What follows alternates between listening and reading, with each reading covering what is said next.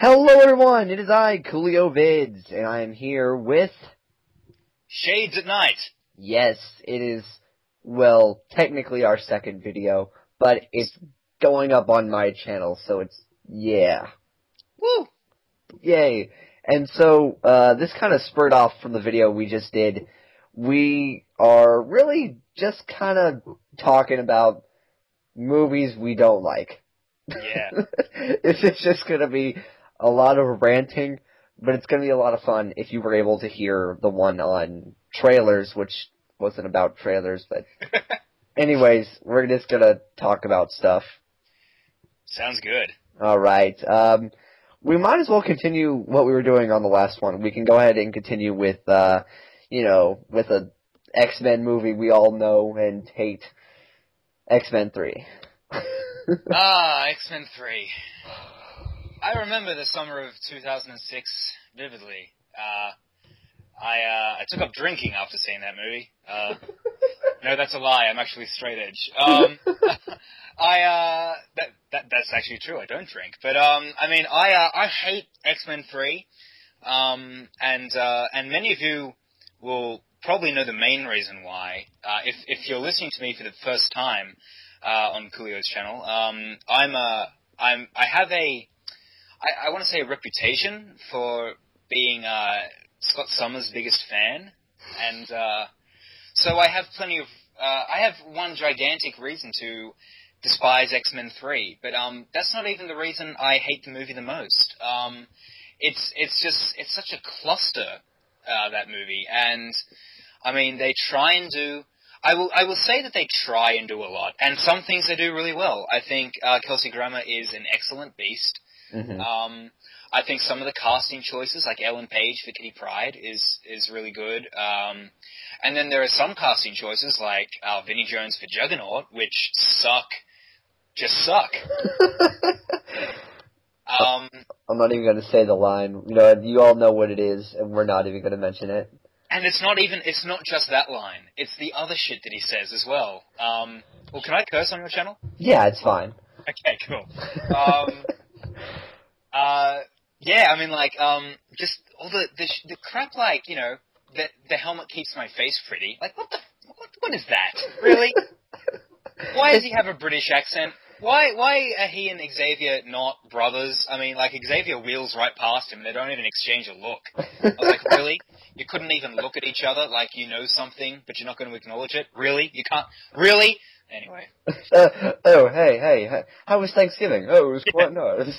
There's some wheels away. Hello, brother. You like my... Yeah, anyway. You get me out of here. I've got to pay. Oh, what a great movie. There's, I mean, the Phoenix is so poorly executed. And I'm not saying that they should have tried to make some kind of space epic. I understand why they didn't do the Shi'ar and all that sort of stuff. I'm fine with them going straight to Dark Phoenix. That's probably what I would have done if I was writing the movie. But,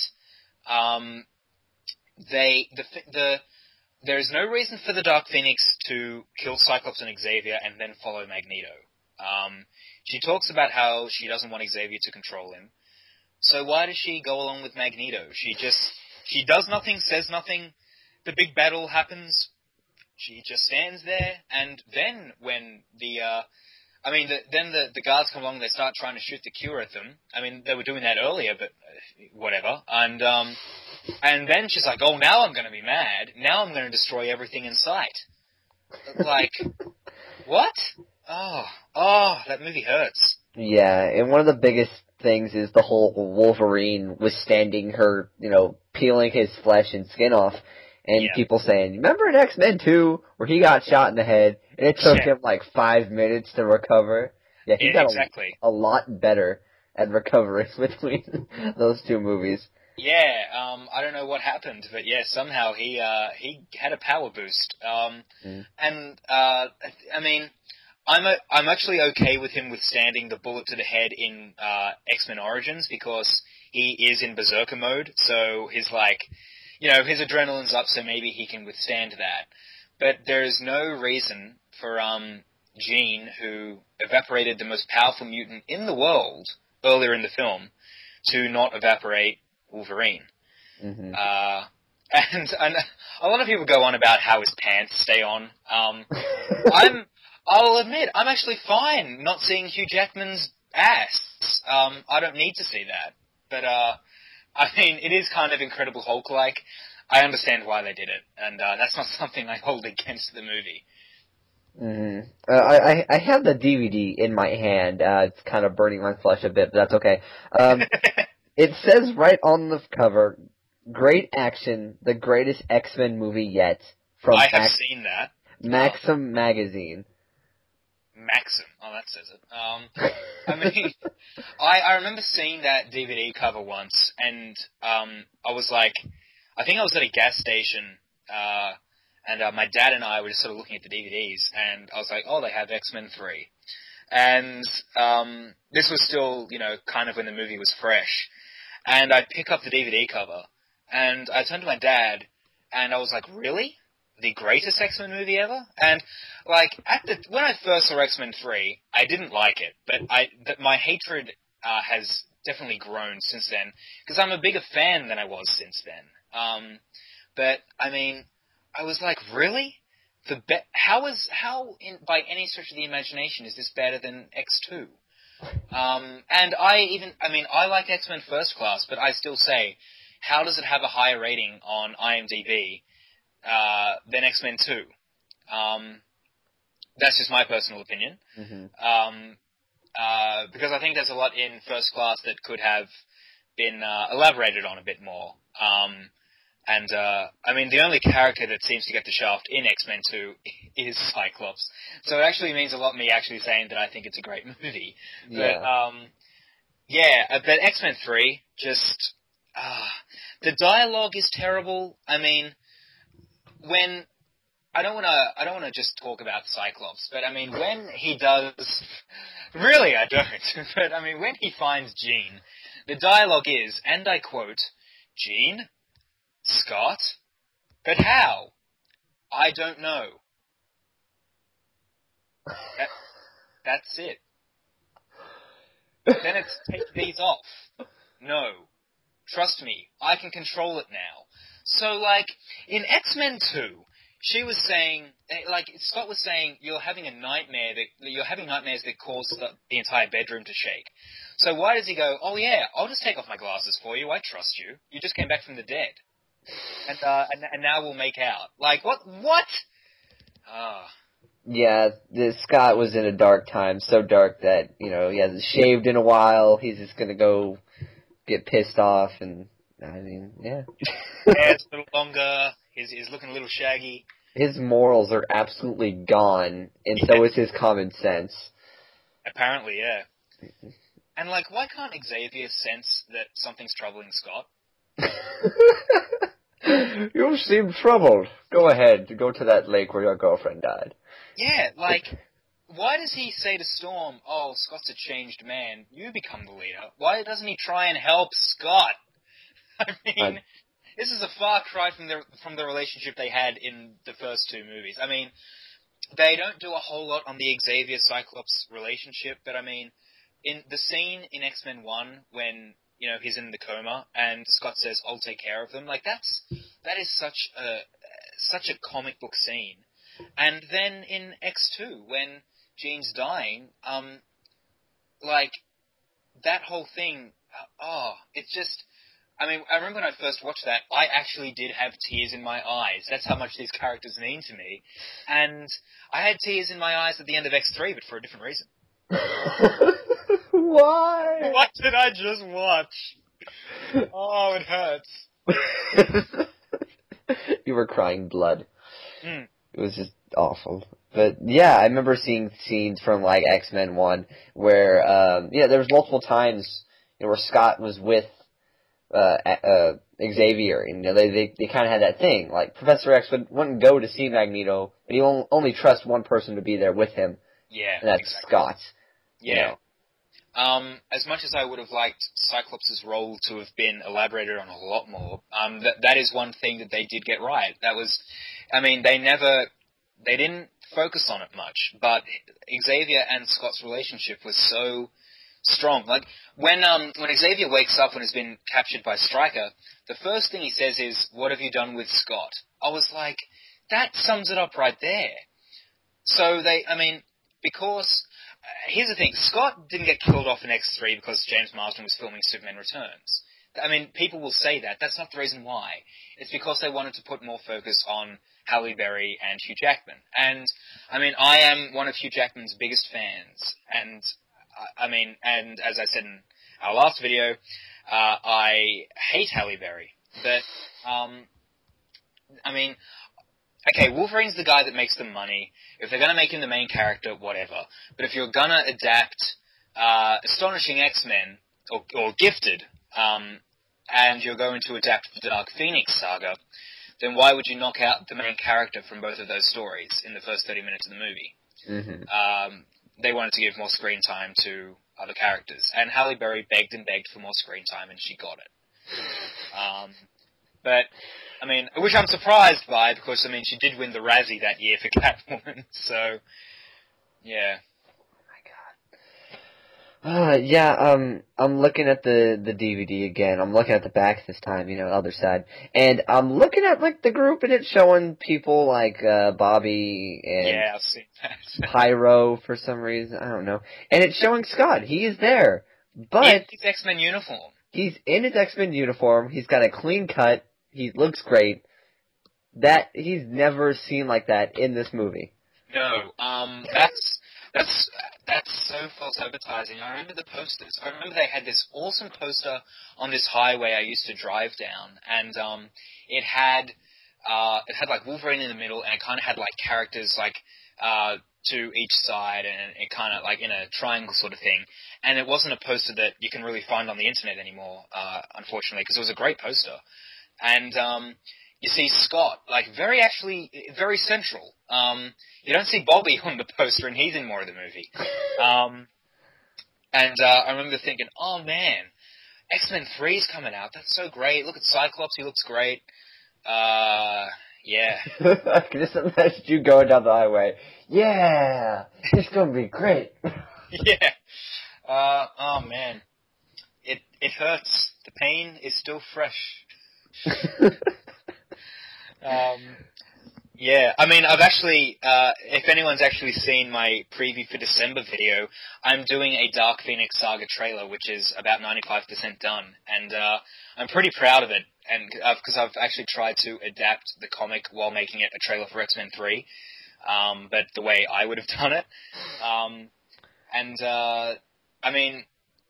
was thinking, man, the stuff that they could have done, it's just, Dark Phoenix. Why is the Phoenix called the Phoenix?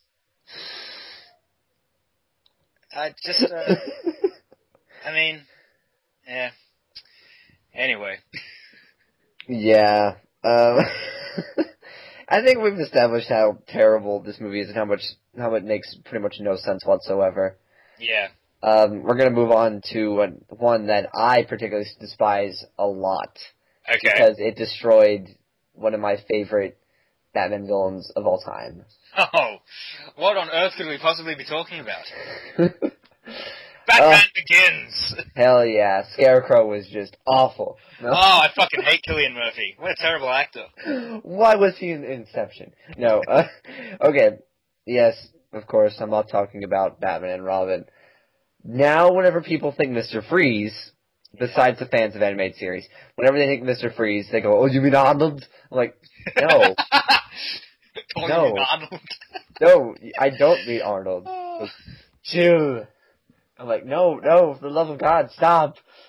And so I get so annoyed, and I just, good God, that toy commercial. And what irritates me is that I was sucked into it as a kid, because I had those toys.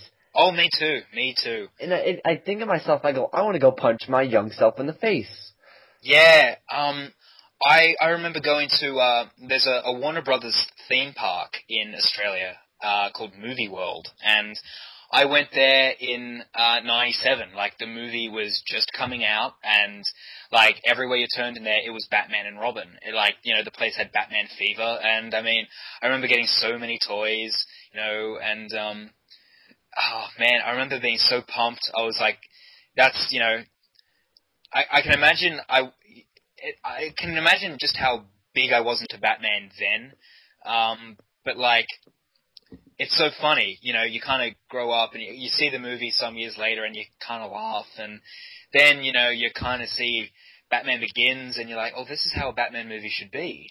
And, yeah. Yeah, as a kid, my favorite movies were the Batman '89 movie and the animated movie Sub-Zero, and so I guess that's where my love of Mr. Freeze came from. It was just a cool story.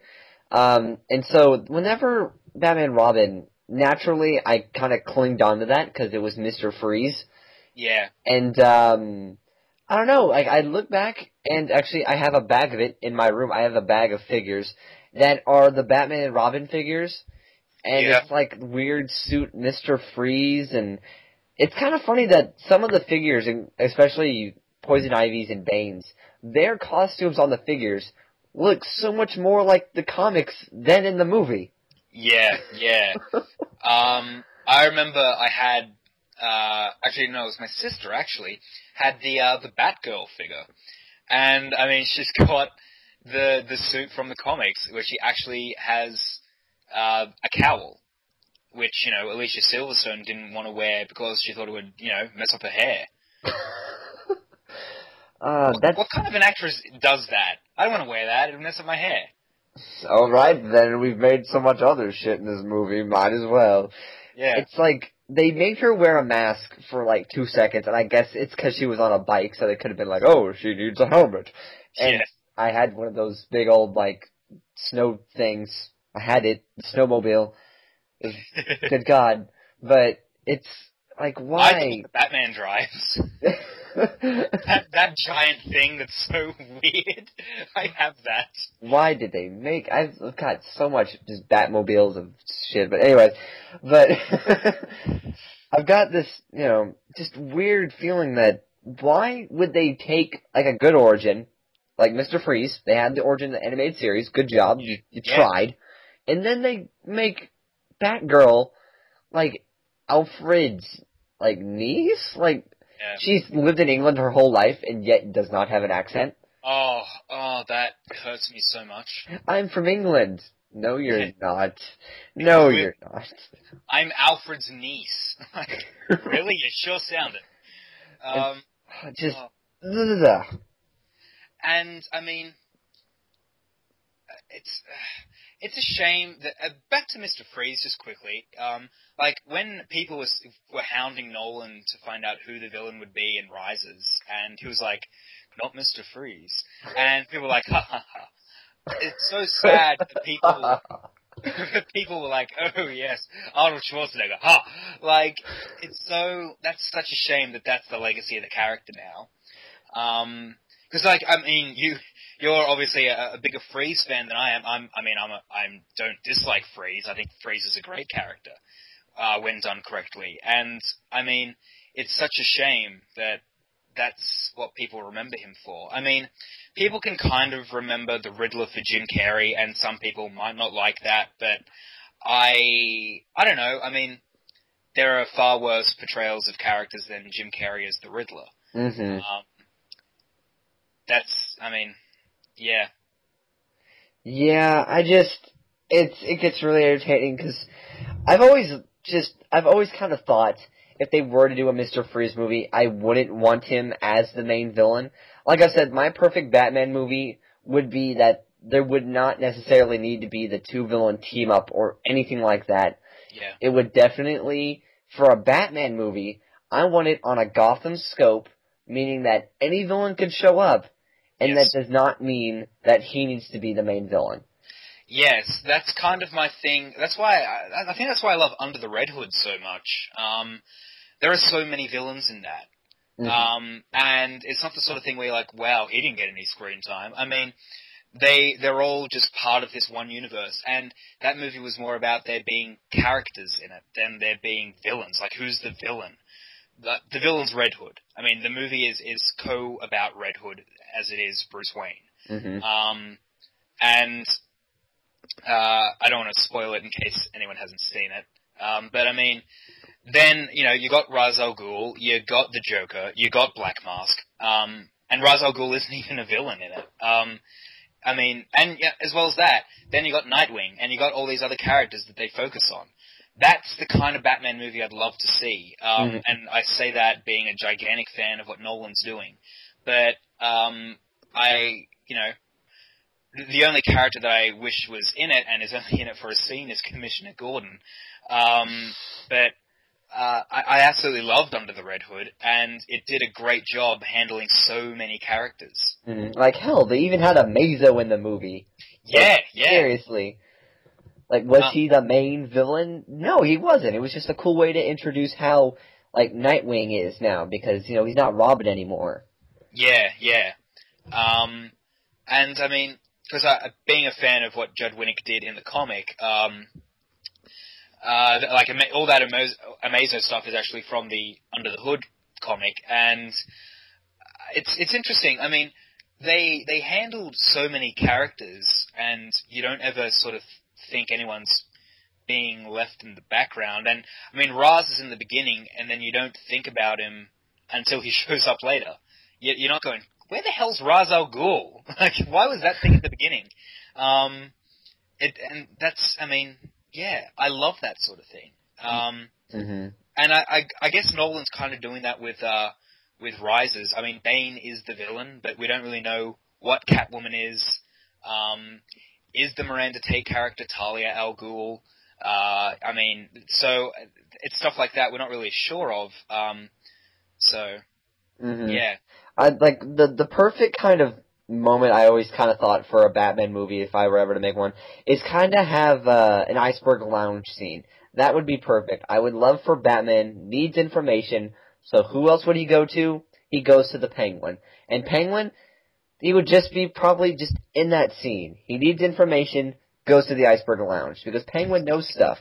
He knows stuff. I think that's why I loved Arkham City so much, is because it dwelled on so many things, on so many different levels, that we still had our main characters. I'm not going to spoil it for anyone who hasn't played it or anything, because it's actually, I don't know, it's still kind of new. It's been only been out for 2 months. So you still had your main villains, but you had people like Dent and Penguin and Mr. Freeze who were in there, who were in the story, but they were not the main focus. I would love to have a city of villains that were intertwined and had, like, parts of it that led up to something more. Yeah, I agree. And even, not to hark on the Red Hood, but in a flashback, I mean, they have the Riddler there. And later, Red Hood references, he says, I'm not talking about killing, Penguin or Scarecrow or Dent. This is a universe with a lot of characters, and it feels so much more like the comic. Will we ever see a Batman movie where we can have, like Nightwing and Oracle and Red Robin and characters like that? I don't know. But, I mean, I'd like to see the Fat Family? The Fat Family! I think I was about to say the Fat Family, but, the Bat Family. Hey.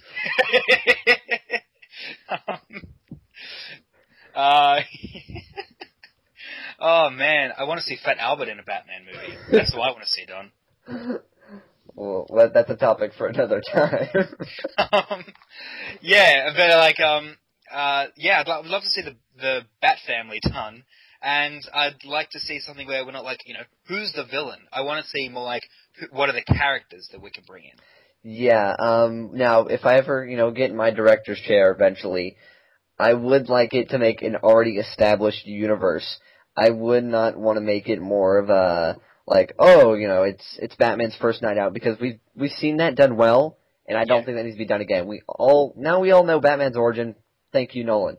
So, if I were, make my Batman movie, so-called, it would already be, we already know Batman, he's in this universe, and there's some sort of event going on that Batman needs to take care of, and it would be more of a developing story, not really an origin of anyone. It would maybe be an origin of certain characters that were new to some audiences, maybe something like Hush, maybe, because a lot of people don't know him. But it would never be like, oh, this is the origin of, Two-Face or someone like that. It would be, everything's already established except for those newer characters. Yeah, I agree. because one of the reasons I would do an already established Batman movie if I was ever a director is I want to do Nightwing. Yeah, I mean, it's plus it saves time. I think most moviegoers know Batman's origin.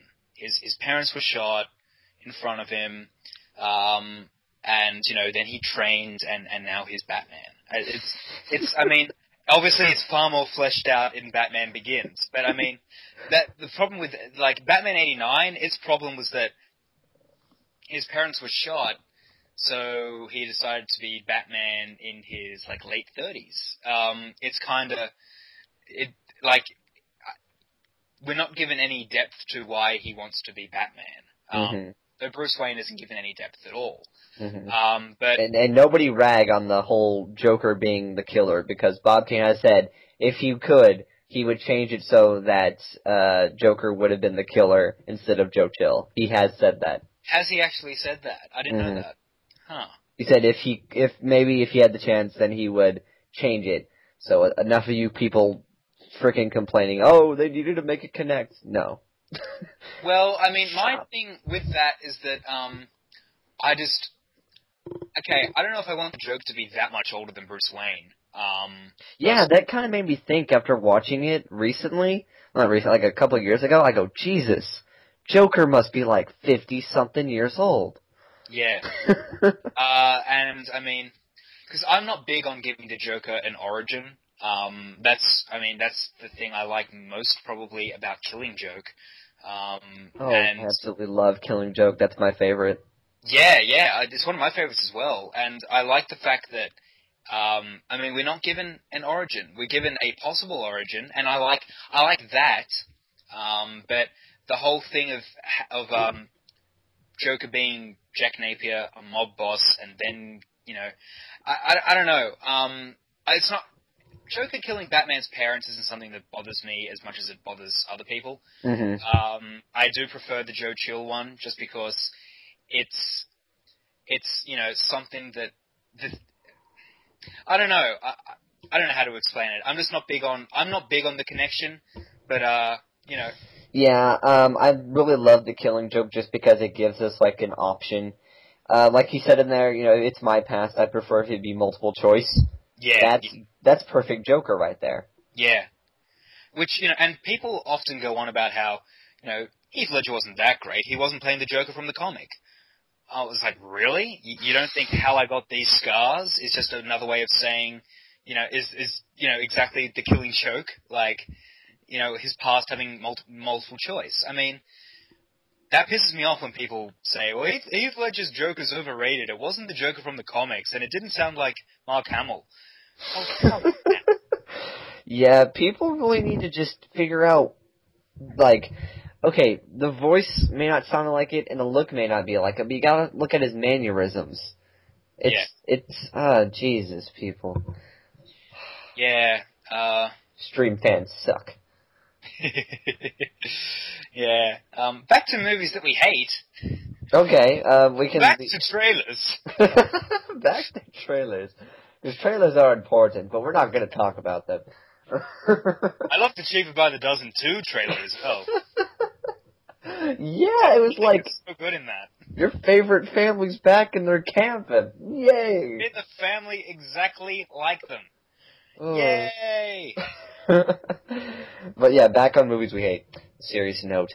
I'm not actually a huge fan of Batman Returns. Neither am I. I know a lot of people who don't like The Killing Batman. I despise The Killing Batman. I remember watching that movie recently and Jesus, he just gave that man a bomb and just frickin' killed him. Yeah. Huh. I mean, I don't like Tim Burton's Batman thing. I'm not a big fan of that. And for Batman '89, it did show people that superhero movies could be done seriously. And it showed people that Batman could be serious. So I respect it. And I like Michael Keaton. But, I mean, in that movie, he blows up a chemical factory full of people. He mass murder. And he tries to kill the Joker by firing missiles at him, and, you know, even though the Joker is, like, right in the middle of his target, like, the missiles just go all around him. Yeah, he's gotta fix that, that targeting system. Yeah, that hits everything around him, but... Maybe he was, like, flying, and, you know, Ben Kenobi was like, use the Force, Bruce, and so he turned it off right before he shot. That's exactly what happened. I heard that happened in the director's cut. Oh, yeah. But I mean, like, so, and then, exactly, with Batman Returns, also he almost kills Catwoman at one point, except for the fact that she randomly has superpowers by being chewed on by cats. Yeah, he pushes her off a roof, doesn't he? Yeah, I think and then, like, yeah. He saves her, so she stabs him, so he pushes her off his... He's like, I'll save you. Yeah, oh, fuck you, bitch. Yeah. I ain't saving you now. And when she's saying, you know, let me find the man in the bat, and she's like, there it is. I always thought she was grabbing his Batman and Robin. Yeah, that. But apparently she's just found like a soft spot in his, you know, suit that apparently can withstand bullets. Yeah, I'm not sure what to think of that. Batman, I don't know, I never liked the Penguin in that movie. I never really liked anything in that movie, just because, one, I'm not a huge Tim Burton fan, and then I think the only thing I really liked was that scene of them dancing. I love that scene. That's probably the only part I like, because that's Selena and Bruce right there. I was like, that's good. Good job. I will say I think it's well cast. With a different script, I think Danny DeVito could have been a good Penguin. Mm-hmm. I like what he does with what he's given. I think he's funny. I always love the part when it's like, when he, like, comes up out of the ground and he blows up the party, and he's like, you come here and dance badly. I always laugh at that. But, and I actually think Michelle Pfeiffer was a great Catwoman, but Catwoman is just so freaking weird. Like, the part where she eats the bird. Yes. That's just weird. Yeah. The part where she's like, let me give myself a bath right here. I just like, what are you doing? Yeah, you're a little psychotic, but that's okay. Yeah, I mean, I'm fine with Selena Kyle being a little psychotic. I prefer her... I mean, Catwoman's gone through a lot of different things in the comics. I mean, she's been a prostitute and all that sort of thing. I've never been crazy about that part either. Yeah, neither have I. Yeah, I mean, my favorite Selena Kyle is The Long Halloween. But in saying that, I'm a huge fanboy for The Long Halloween. Aren't we all? Yes. No matter what anyone wants to say about Jeff Loeb, that is his masterpiece. Yeah, that's always so weird to see that bird eating scene. It's like you kind of go, that must have felt weird doing that shot, but okay. Yeah. And then, of course, Bruce Wayne, why are you dressed up like Batman? I love that line so much. That's the best line of the movie. He is Batman, not belong. Yeah. I mean, that's the other thing. Christopher Walken is so great. But, I mean, when he's like... Yeah, exactly, like, Bruce Wayne. You think he's going to be like this, you're Batman, I'm going to expose you. But it's just, why are you dressed like a Batman? Like, it's like, really? You're that dumb? But, that movie has a lot of problems. I mean... I'm doing my top 30 comic book movies this month, and I kind of do that every year now, and people are going to complain when there's not one Tim Burton Batman movie on there. Yet I have Batman Forever on there, because I grew up with Batman Forever, so... Batman Forever is definitely a good one. I've always, my favorite's always been the 89, purely for nostalgia. Yep. And the one thing I remember as a kid... is the scene from the very beginning, which is, I've always loved the scene from Batman, where he takes out the thugs and whatnot. He's like, I want you to tell your friends who I am. I'm Batman. And Yeah. so, and so there's the scene where it shows him, and then like it shows his like silhouette, and he turns around and starts walking. To me, as a kid, even I noticed crappy effects when I knew it. I saw that. Oh, yeah. And Yeah, I know what you mean now. that looked like a cartoon. And so, Yeah. in my mind, my kid mind, that translated as Batman the Animated Series coming into the movie. So it's like a translation because I'm stupid and I watched a lot of Who Framed Roger Rabbit, so cartoons and movies can coexist together. And so, like, I always thought that was kind of like the transition. So I was like, yeah, Batman cartoon, and then it comes into a live-action universe. That actually makes a lot of sense to think that, actually. Yeah. I mean, in a kid way, yeah. Yeah, and now I'm like, what the fuck was I thinking? But it made sense as a kid to go, yeah. this makes sense. I remember watching Batman 89 as a young kid, but I didn't really know it for many years, and I watched it for the first time as a Batman fan in 2008, actually, when Dark Knight was about to come out. I thought, I haven't seen Batman 89. And I watched it with no expectations. I did not even know what Michael Keaton looked like when he wasn't Beetlejuice. Because I love Beetlejuice. That is the one Tim Burton movie I will say I love. Same here, yeah. just for Michael Keaton. Yeah, so, like, I didn't know what Michael Keaton looked like or anything like that. So when Kim Basinger actually says, which one of these guys is Bruce Wayne? And he goes, I'm not sure. I didn't know if that was Bruce Wayne. But That's beautiful right there. yeah, that's funny. So, like, I watched it. I loved it. I watched it again. I started noticing, wait a second, Batman's killing people. And I watched it again going, why is this movie about the Joker? And watched it again after seeing Heath Ledger's Joker and going, Jack Nicholson plays Jack Nicholson here. So, I mean, I started off liking it, and I had a very unique experience when I first watched it because I didn't know what to expect. And, yeah, so, I mean, yeah, I don't know where I was going with that, but I had an interesting experience when I watched it for the first time. That is pretty interesting. 20 years after it was released, so, yeah. Yeah, I don't know why, but for the while there, I really didn't like Batman Forever, because I was, like, in that mood where everything was just, this is a stupid movie, because, you know, it's stupid. Yeah. But, like, you know, now that I know what a good movie is, and how Batman Forever can be good, and it's like, you know, yeah, that's pretty good. That's an enjoyable movie. Yeah, and I think Val Kilmer is just excellent as Bruce. His performance is so underrated. Because people will often say, oh, he's boring, he's really dry. And I think people say that because everyone else around him is acting like a buffoon. I mean, I love Jim Carrey's Riddler, but Tommy Lee Jones as Two-Face. Yeah.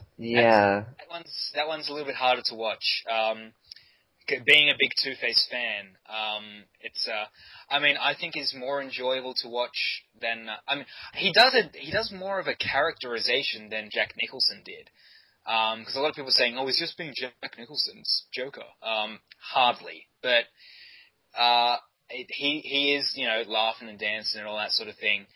But I think a lot of the casting in that movie is really good. I think Chris O'Donnell's really good as Dick Grayson. It works, you know. It definitely can. It can work, you know. Yeah. I've always thought that Michael Gough was really great as Alfred, and that in that movie he gives one of his best performances as Alfred. They try and do a little bit more with Commissioner Gordon, but it isn't enough to save the fact that he runs up to the bat signal in his pajamas. That's weird. But when he sees Batman fly away, Batman, yeah, go! Oh, in Batman and Robin, it's obvious why they didn't make Barbara Gordon, because, like, Gordon's shining moment in that movie is when he's like, come back, dear lady, I'm not old. Hi, dear lady, I have the keys right here. Oh, come back. I do remember saying there's a new villain in town. He's calling himself Mr. Freeze. Mr. Freeze. And I love George Clooney, but God, he's bad in that. I've almost, like, despised George Clooney just for that role. Yeah. It's like, why are you doing this? He's like, I don't want Batman to be a tragic character. Listen to what you're saying. Yeah. Yeah, exactly. Like, I think he has a couple of good moments. His scene with Alfred, where Alfred says to him, "There's no defeat in death."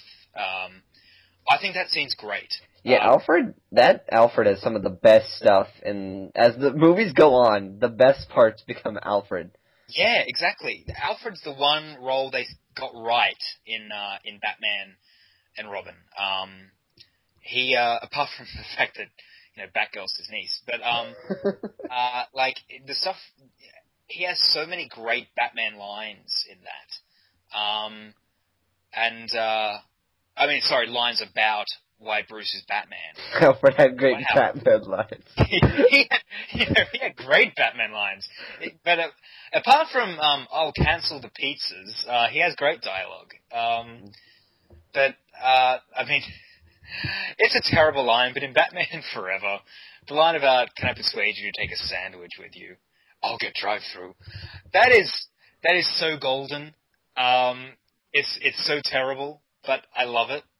It's terrible, but it makes sense for them to think, oh, that would be banter between them. It's like, Batman's been doing this for a while. Alfred might as well just give a little something in between, Yeah. Like, maybe that line would have been funnier later in the movie. I mean, like, in Mask of the Phantasm, like, no one goes, "What the hell is with this line?" when Alfred is like, "I diapered your bottom. I bloody well ought to know you, sir." Like, no one goes, "What the hell?" I mean, because, they have a relationship in that movie. If that was the first line he said to Bruce or Batman, maybe you'd go, "What the crap is this?" But, you get the relationship. If the sandwich line had been later, maybe not before the big battle, like, when it's like, not just a friend, a partner, and they shake hands, and then it's like, "Can I persuade you to take a sandwich with you, Master Grayson?" Like, maybe it would have been a little weird.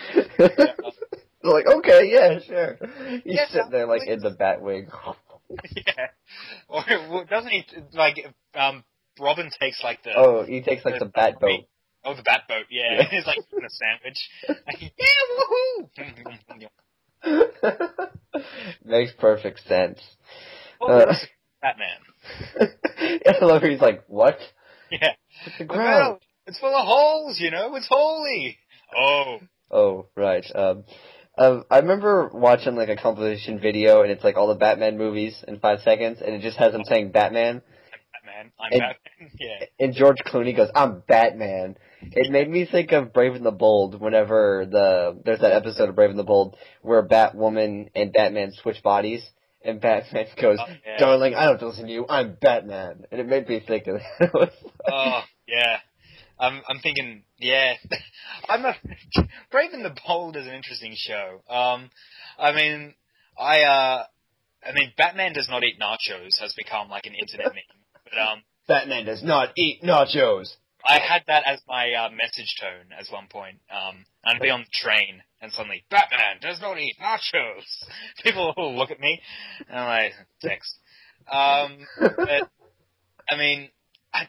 that show, the part of that show that I always found incredibly weird, and we're not really talking about movies that we hate anymore, but anyway, we get off topic so easily, man. We don't need topics anymore. I'm just gonna, like, we talk about stuff. The Shades and Coolio show! We need an opening tune. Like, just about an hour or two about us just talking. Yeah, we have something we want to talk about, but we guarantee that we'll talk about something else. For at least 5 minutes of the video are about the topic, though. You can guarantee that. Yes. So, Brave and the Bold. The thing with the Birds of Prey in that show, have you seen them? Mm-hmm. That musical number. That was a lot of sexual innuendo in that for a kids show. Yeah, that is true. Like a Green Arrow can't aim? Oh, okay. Jesus. Wow. That is awful. Yeah. Who's texting me? I'm surprised I didn't hear Batman does not eat nachos. Well, I had to change my phone. I got a crappy Nokia for the moment. Because, hi, what's up? Someone texted me. I'm not in the mood. Yeah, I had an iPhone in Australia, but I have to get it unlocked because it won't accept my American SIM card. So, oh well. You should have texted back. Not now. I'm talking about Black Canary, Green Arrow, sex life on Brave and Bold. Yes. Batman does not eat nachos. Well, text back. But yeah, that show is it's weird. Everyone probably thought the same thing. As it started out, it was just kind of what is this and why is this so why? And as it gets along, you realize, oh my god, this is as classic as it's gonna get and still entertain like both groups of people. Yeah, one thing I like that it does is that it introduces a new generation of kids who watch the show to other DC characters. Like, my little brother is a gigantic Green Arrow fan, and he was a fan because of this show. He was like, wow, Green Arrow is a really cool character, and, because, I mean, Smallville wasn't really showing in Australia at that point, and, Smallville showed in a really weird way in Australia. We got the show a year late. The show started in 2002 in Australia, when it started in 2001 in the States. And then it was on hiatus on that channel, and then another network bought it and started showing it from where the other channel left off.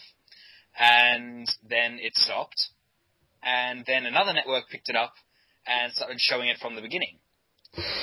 So we were getting it like 5 years late, which is just very weird. So like I was never watching Smallville for the longest time because it was so out of date.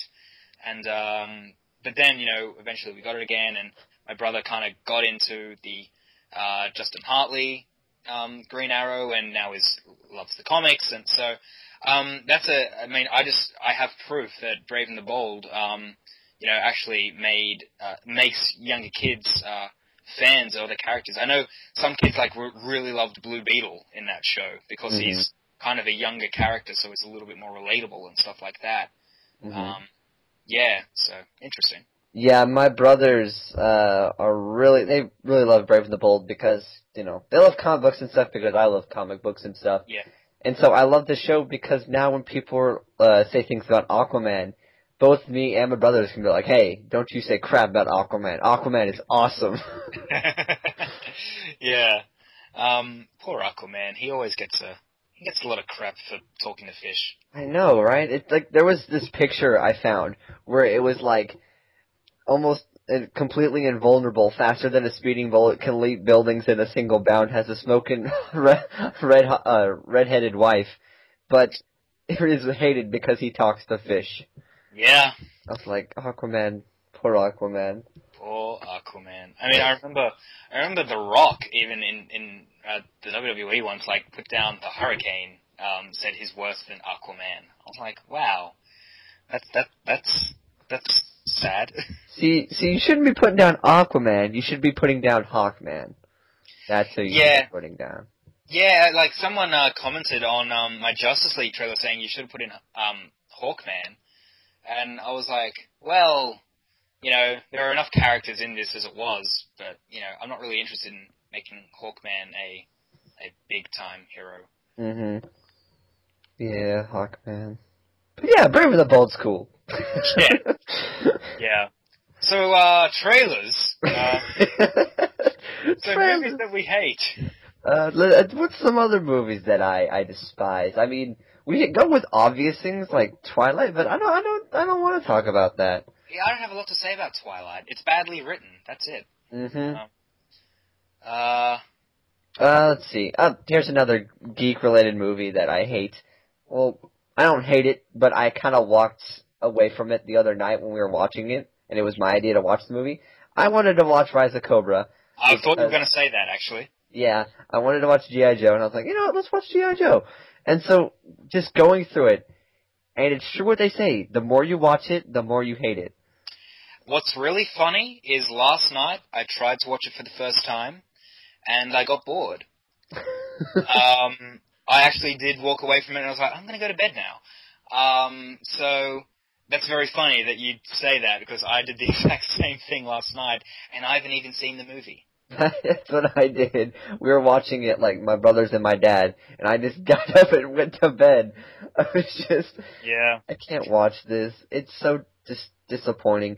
And they try so hard, too. Like, there's so many things intertwining.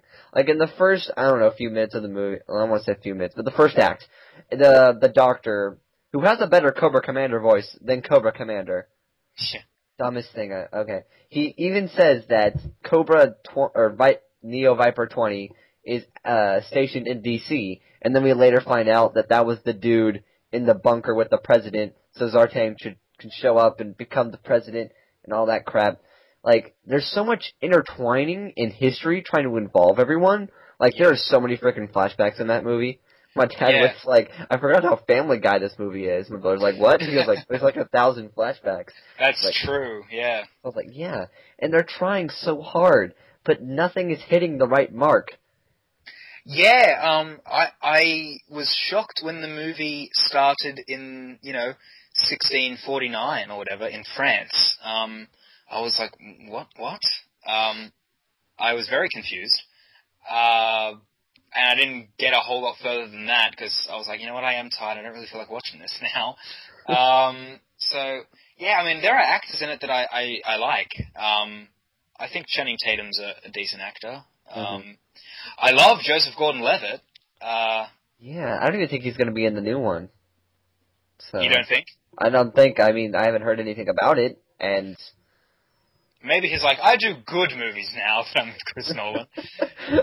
He's got his arm around him. Yeah, with a big smile. I mean, I don't know, the new one looks kind of cool. I don't know anything about G.I. Joe, so I'm not a good judge. But from the sounds of things, I just love how Bruce Willis turns up at the end. Yeah, that was. I don't know what the hell's going on, but hopefully it's good. Just make it better than the last one. And then witty banter with Bruce Willis and Wonder Woman. Where else will you find that? Only in G.I. Joe Retaliation. Hell yeah! The Rock is just smiling, like, go see it, please. Yeah. I mean, The Rock is a busy guy. Do you watch wrestling at all? No, not really. Okay, well, he's come back kind of recently, and he did this big promo where he was like, this morning The Rock got up, 3 a.m., worked out, by 6 a.m., on set, filming G.I. Joe, and people are like, yay! And it's like, 8 p.m., show up at Raw. And I was like, wow, this guy gets no sleep and all he does is work. He's so cool. Yeah, I noticed today while I was at the movie theater, there's this movie stand-in for, like, Journey 2, the island something, and I'm like, what it's Journey to the Center of the Earth, the sequel. I was like, what the hell is this? I'm like, The Rock? Yeah. What are you doing here? Are you replacing Brendan, like what? Yeah, okay. He is, yeah. It's not the same character, but, I think in the trailer they say he is, the kid, or not the kid, the guy's my age. The kid is grown up, and now he's The Rock. Yeah! The kid from the first one. Jesus. What's his name? Josh Hutcherson? I don't know, wasn't he the kid from Zathura? Yes, Zathura and that other movie. That other movie. Yes. The kids are alright. He was in, Bridge to Terabithia. RV. With Robin Williams. Yes. Okay, I haven't seen that movie. I've heard it's not the best. But that guy, I think, is a talented actor, and he's my age, so I kind of like root for the actors who are around my age, because yay, I wish I was doing what you're doing. But yeah, so I think they say that The Rock is Josh's mother's new boyfriend. Which I don't know. And then like Michael Caine is also in it. And I was like, wow, Dwayne Johnson and Michael Caine in the same movie. This is going to be the greatest thing ever. That's awesome. Is there going to be a scene where, like, they're on the island and he's like, you were important to me as you were to your parents, and I promised I would protect you, and I'll have it. And Rock's just like, shut up, jabroni. It's like, shut up, we got some stuff to fight, and he, like, punches a giant lizard. Yes. Speaking of the lizard, I saw the concept art today for the Amazing Spider-Man with the lizard, because I hadn't seen it yet. Mm-hmm. And man, I hope that's not what they do in the film. He's got like a human face. Yeah, the only person I've talked to who liked it is Dan. Oh, he did like it? Mm-hmm.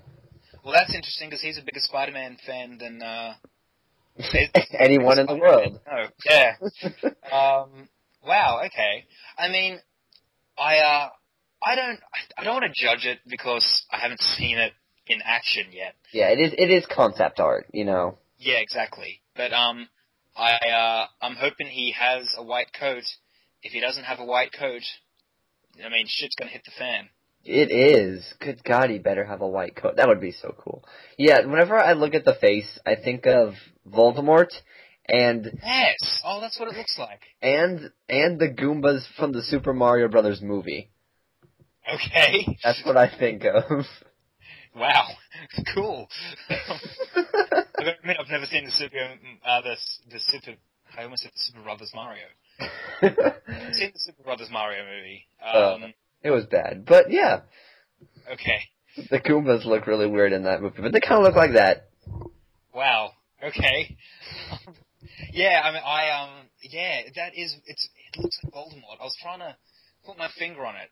The not having a nose should have given it away. Oh. Peter Parker, come to die. Yeah.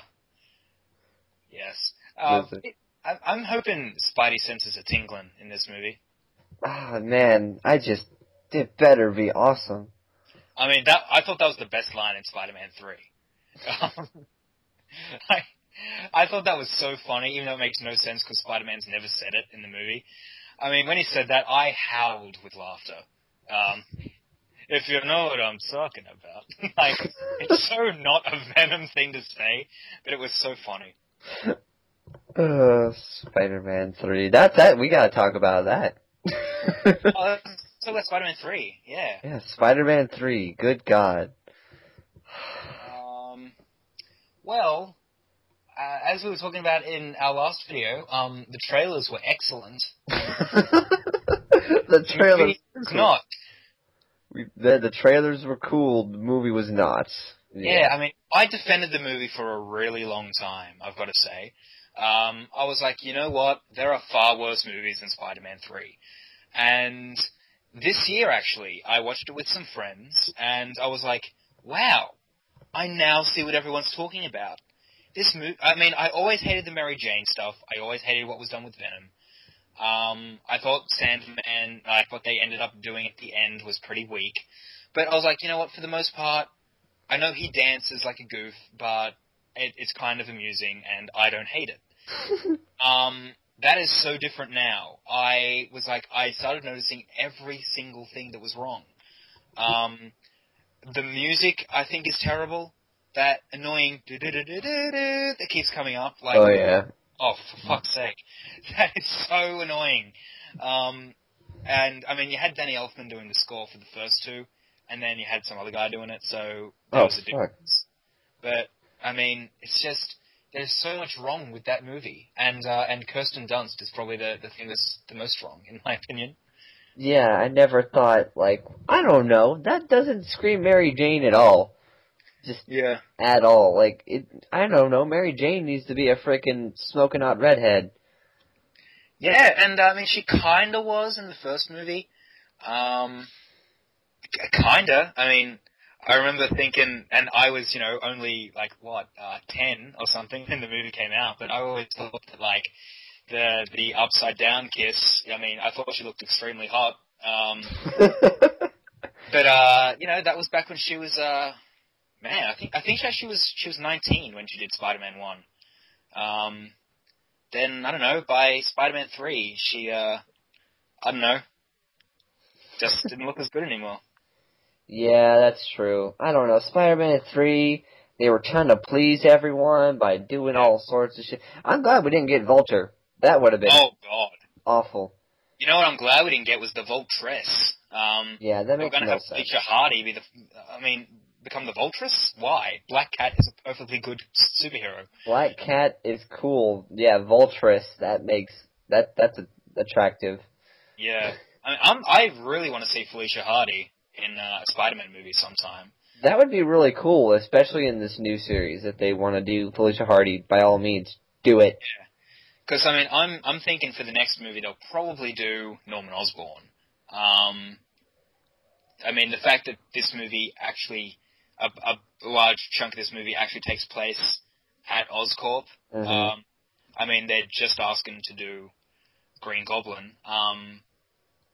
I understand why they haven't done it for the first movie, but but even more than Norman, I really want to see Felicia Hardy because it's a Spider-Man character that I love that we might never get to see. Mm-hmm. Norman Osborn was my favorite character from the Spider-Man villains rogue, so I don't know. I would really like to see them build up to the third one and have Green Goblin be the villain, and then maybe have it so that Norman was kind of involved with some stuff. Maybe he was involved with his parents, and maybe that's why Peter goes to Oscorp, and maybe he wants to learn more. Maybe that could dwell into something like there, and so he needs to learn, and then Norman has the answers, and Norman's Green Goblin, and I don't know. But that'd be really cool. Of course they've introduced Oscorp, so they have to introduce Norman. Yeah. They're not gonna pull the last Spider-Man and introduce a character and not make him that sort of thing. Yeah. Lizard. But, yeah, come on. Yeah. I'm so excited for the new Spider-Man. I don't know what they're going to call the sequel. Still Amazing. Where's Still Amazing Spider-Man. I'd be cool with them, calling, the next one, the Spectacular Spider-Man, and then, the third one, I don't know what they'd call that. 2099! We skipped a bunch of years. I don't know. Yeah. Because, they were going to call Spider-Man 2 The Amazing Spider-Man at one point. Or there was at least talk of it. That would be kind of interesting. I don't know. I'm kind of wondering what they're going to do for titles. Because a lot of people, well, I'm going to say a lot of people, but I know of people that were kind of upset with Batman Begins because they thought, why didn't they just call it Batman Year One? And what do they kind of call the sequel? Batman Keeps Going? Yeah. Yeah, I know Captain Logan often says that. But, the title really grows on you. I hate the title The Dark Knight Rises. Yeah, that's just kind of... I'm not sure what they're going to go with that. I wasn't really sure what they were going to do with that, but, I guess it makes sense for what the movie's going to do. Yeah, I would have rather them call it Batman Rises. I just think Batman Begins, The Dark Knight Rises sounds like it's just terrible. Yeah, it does. I wish they would have gone with something completely just... Give it another type of Batman. Batman Begins represents the beginning. The Dark Knight is kind of that very dark middle where all hope is lost. Now let's kind of have something more... You can have the Rises in there, but not the Dark Knight. Yeah, that's the thing. It sounds like Warner Brothers were like, we have to have Dark Knight in the title, otherwise they're not going to know. Really? They're not going to look at Christian Bale and Michael Caine and all these guys and say, and they're going to go, oh, it's like a reboot. I guess, I know people are looking at The Amazing Spider-Man and going, is this Spider-Man 4? But those people have no sense, and those are the people that aren't going to, spend money on your movie, so... Yeah, and they're like, oh, aren't they just remaking the one from, so-and-so years ago? Oh my god. Yeah. Leave it out.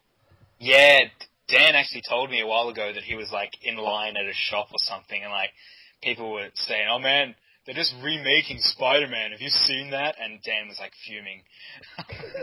Like steam just coming out of his ears. Yeah. That's awesome. Yeah. Tori, GNR1, for people who don't know who we're talking about.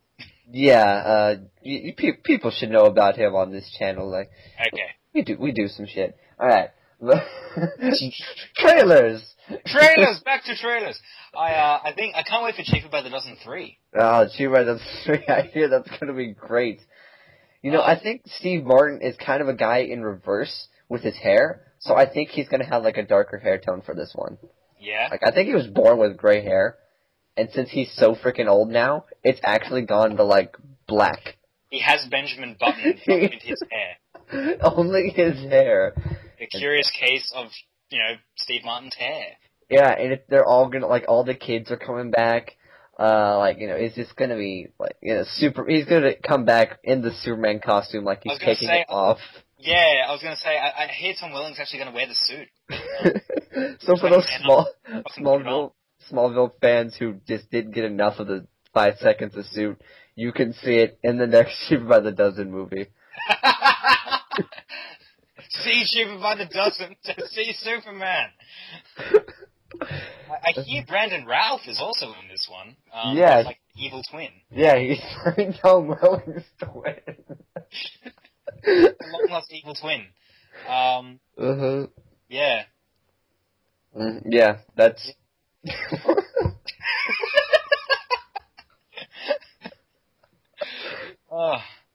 I love Brandon Routh.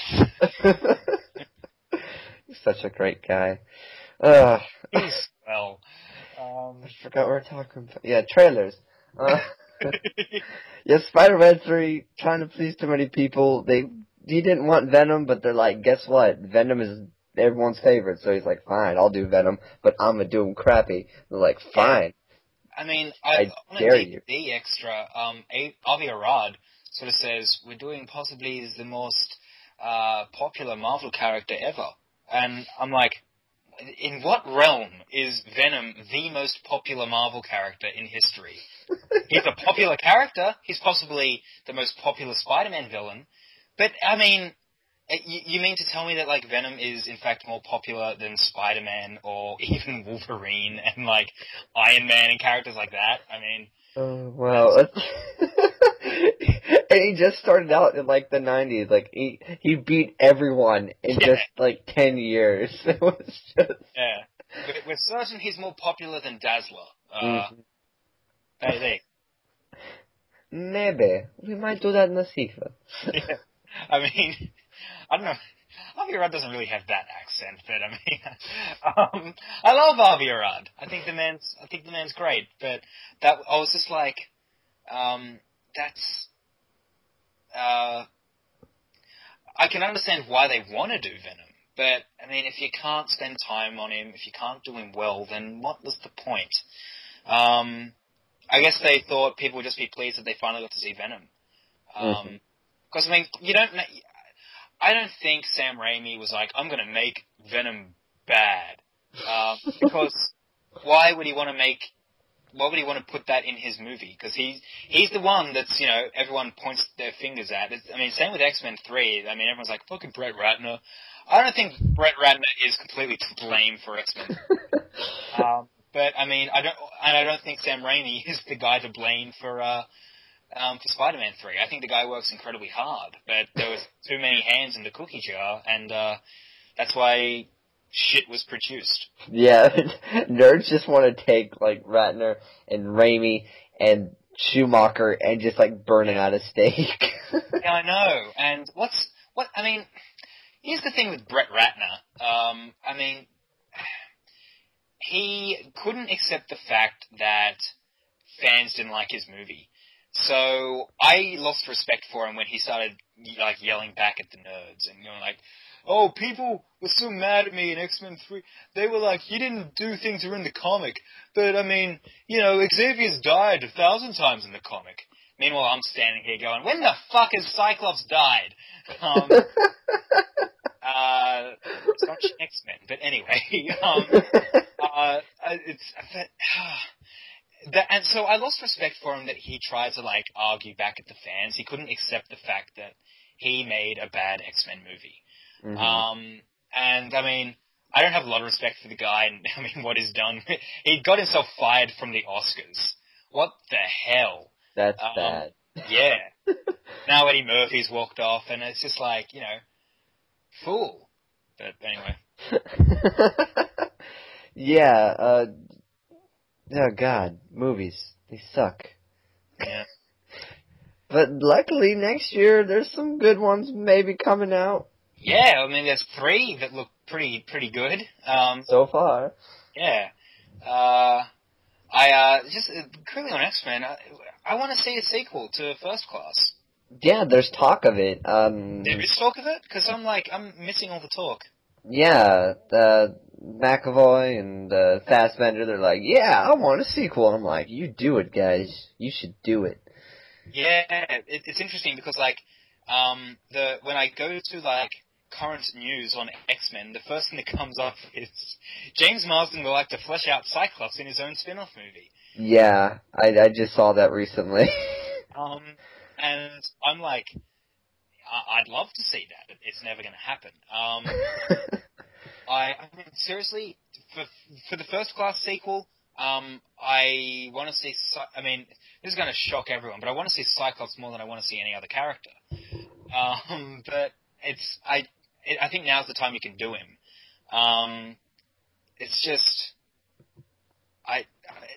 I don't think we'll see James Marsden in the role again, which is a shame, because now he's the perfect age. I thought he might have been a little young for X-Men 1, but he wants to do it, and he's the perfect age. Nope, not gonna happen. Yeah, no, we're not gonna let you. But I mean, I loved James Marsden's Cyclops. I don't think he was given enough chance.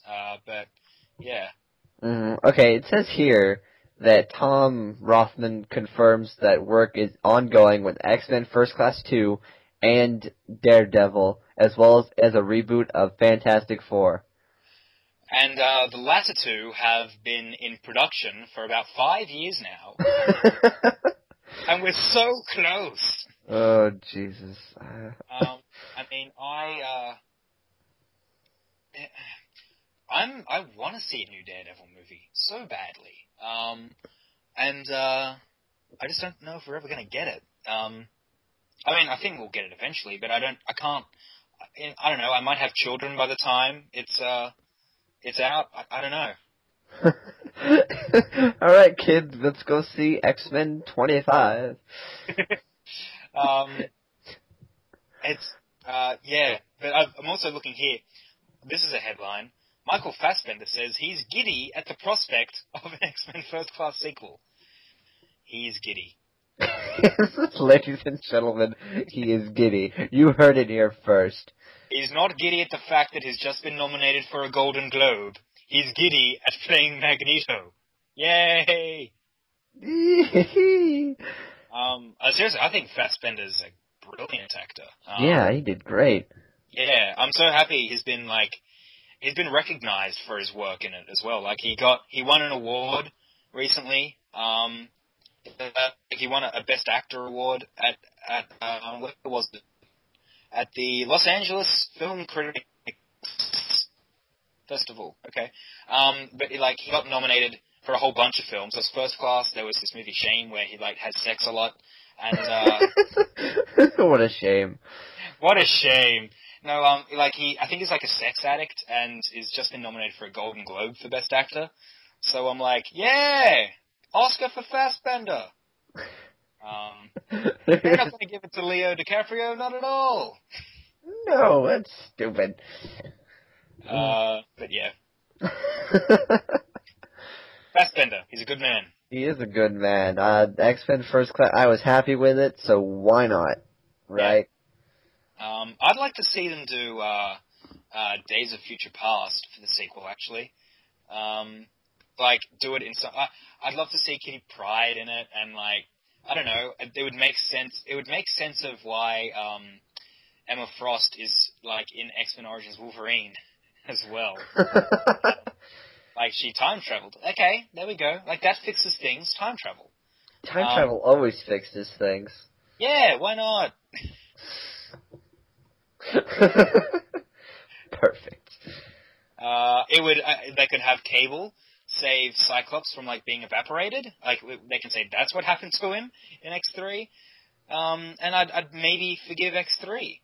Maybe. Yeah, like, they would at least try to fix it if they were doing that. Yeah. Yeah. Also, aren't they making, like, a Wolverine movie where it's, like, the true origins? Are they still doing that? Wolverine. Yeah, I mean, they're doing as Hugh Jackman likes to call it, the Japanese saga. I mean, he loves saying, I love the Japanese saga. He just loves saying that so much. And, he has a thicker Australian accent than me. But it's, I don't know. I'm kind of looking forward to seeing, like, the Silver Samurai and characters like that, but, and apparently it is confirmed that they're doing, Yuriko. I don't know how they're gonna make that make sense. He just doesn't remember her. The metal bullet got lodged deeper in his brain later in life. Every few years or so, he just forgets, like, a really important moment. Yeah, it's like, they do what they did with like, George Lucas, like, added things to his Star Wars movies, on Blu-ray. Like, when they release all the X-Men movies on Blu-ray, suddenly we have, like, the opening scene in, X-Men 3, and Wolverine's just like, where am I? It's like, oh, right, I forgot. Sorry. The general's just gonna come back out of nowhere and, like, shoot him in the head, just so he can forget again. Yeah. He's like, why did you come here? I had an extra bullet. I had to keep walking, remember? I walked all the way to Xavier's mansion. And I found Cyclops, too. He was lying down here. I don't know why. I think there was a girl lying down at Alkali Lake as well, but anyway. Yeah, I didn't bother with her. She was just kind of, so... She was wearing black leather. It kind of scared me. Her eyes looked sunken in. I didn't deal with it. There we go. Funny how we've come full circle. We're back talking about X3. The circle is now complete. Yes. Yes, I think people really, really know now that we dislike X3. It wasn't clear before. Just in case you didn't know. I hate X-Men 3. and I X Origins. Yeah. I think that movie gets a bad rap for no reason. X-Men Origins? Wolverine? Yeah, I liked that movie. Yeah, it was just kind of like, oh, hi, I'm Hugh Jackman. Hello, Hugh Jackman. I'm a mutant. Hello, mutant. Can you tell me how to get to point B? Sure. Here you go. That's true. Explosion. Hugh Jackman away. I am a little bit biased. My little brother is actually in the movie. He is the boy, if you remember, okay, I'm going to tell you guys a cool story. Actually, it's not this cool story. It kind of ends sadly. But, my brother auditioned for X-Men Origins Wolverine because they filmed it in Australia. And, I should make it known, me, my brother, and my sister were all actors. And, my brother auditioned, and, like, I was helping him with the American accent, and his scene was with Wolverine. And, he says, are you going to marry Miss Kayla? And, yeah, Wolverine, they do, like, witty banter. And, this scene is when, like, Wolverine's waiting to pick up Silver Fox from the school. And in the movie, they cut his dialogue, and they go straight to my brother running away, hugging his dad, and getting in the car. If you recall that at all. And Wolverine kind of looks and smiles, and then they drive away, and he's like, Stryker came by today. So... That actually kind of sounds creepy now. If they just show the scene of him smiling. Smiling at the little boy. As he runs away, hugs his dad. Okay, I didn't make it. Yeah, well, there you go. They should have kept the scene, because now Wolverine looks like a pedophile. No, but I always said they should have kept the scene because I mean, Silver Fox dies, or, gets taken out of the movie, and we don't get to know her. Like, that's one thing I say that's bad in the movie. I don't feel sympathy for Silver Fox. I didn't know her as a character. She gives him the name the Wolverine. That's all I know about her.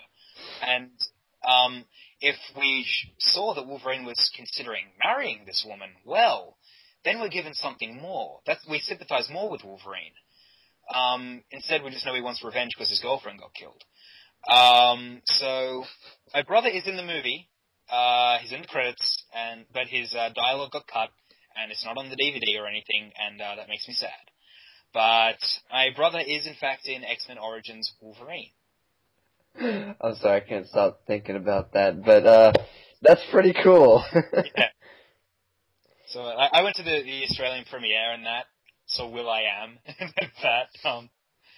Unfortunately, Jackman was not there, nor were any of the other main actors. Really? Not even Hugh Jackman? Yeah, well, it was like a private screening premiere type of thing. But,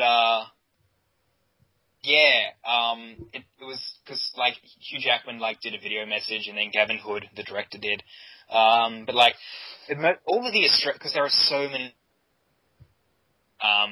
Wolverine's dad, Sabretooth's dad, the old couple that Wolverine stays with, Emma Frost, they're all Australian. And even the dude who plays Cyclops, who I really was not a fan of, but they're all Australian. So all those guys were there, except for Cyclops. But yeah. Cyclops. I have a headache. Well, you can go to detention. Yeah. Actually, I never thought of that. That is actually really slack. I have a headache. Well, detention. Take out those glasses. I have a headache. I need to see the nurse. You can go to detention. God damn it. I never thought of that. That is so mean. Actually, like, even though I'm a Cyclops fanboy, he had no business being in that movie. I don't know why he was in that movie. He was just there for Cyclops. I don't understand. It's like, they're setting up X-Men First Class. No, they're not. Actually, no. No, they're not. Yeah, so, like, I don't know. I didn't like that actor. I especially don't like the part where it's like, no, please don't. I was like, oh wow, yeah, leader of the X-Men, ladies and gentlemen. You suck. Yeah. Anyway, I doubt that actor will see him in the role again. He's probably like, I think he was like 25 when he did it. So now he's probably like, nearing 30. We probably won't see him in X-Men First Class 2. Yes, speaking of, like, people not acting their age or whatever, I remember seeing this picture where it showed Tobey Maguire, and he goes, oh, man, they're starting over again. I have to go back to being a teenager. And then it showed the guy who played Flash Thompson. He goes, wait a second, we're playing teenagers?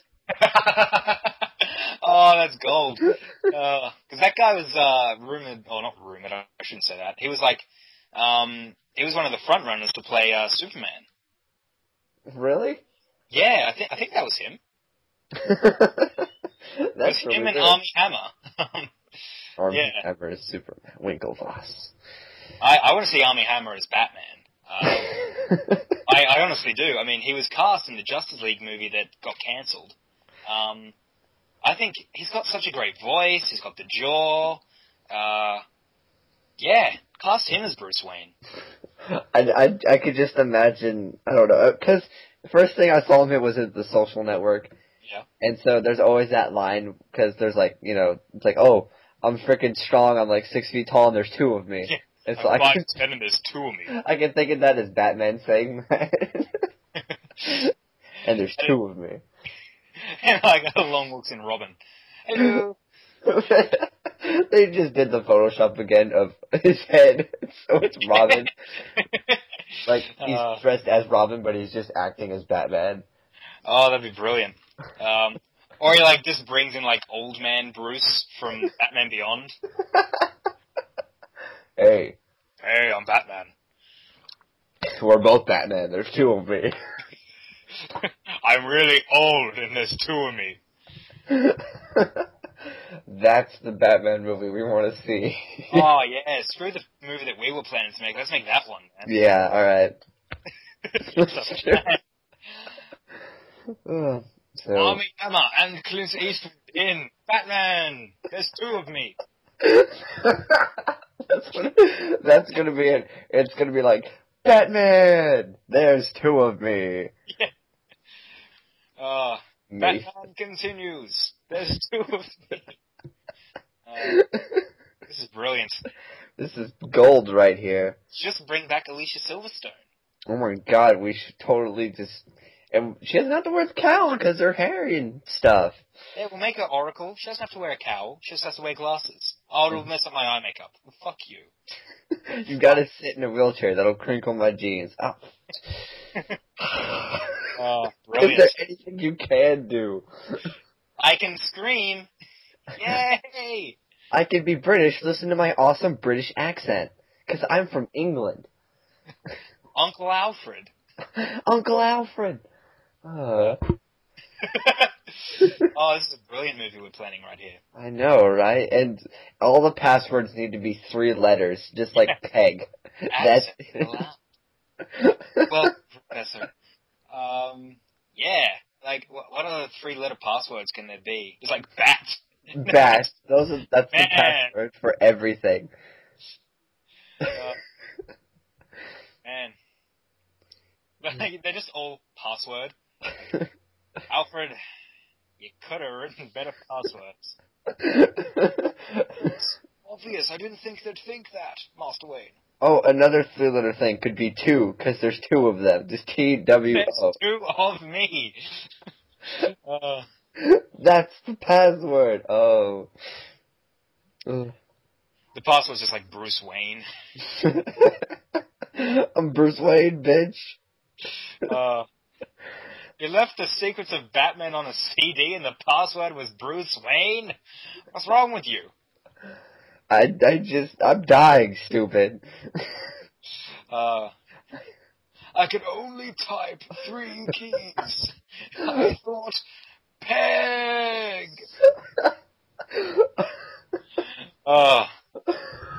The Batman movie we never thought we'd see.